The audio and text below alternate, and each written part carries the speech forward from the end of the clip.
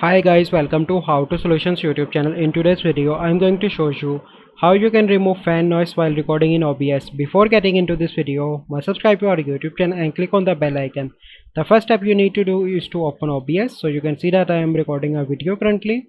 So you simply need to click on this gear icon and then you need to click on the filters, and here you need to click on the plus icon and then you need to click on noise suppressions, and then you need to click on OK, and here you can select according to your choice. So -30 is good for me.